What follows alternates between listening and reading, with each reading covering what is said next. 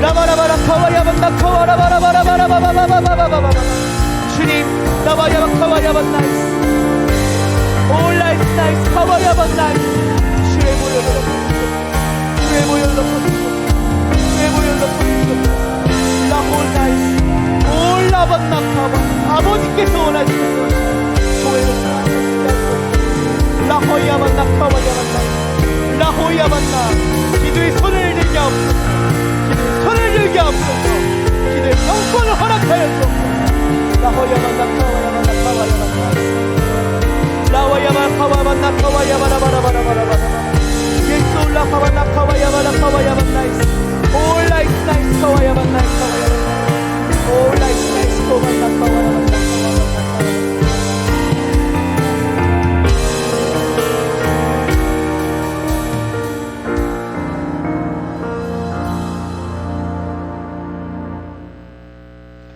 주님, 하나님의 말씀을 통해서 목회가 무엇인지 살펴보았습니다.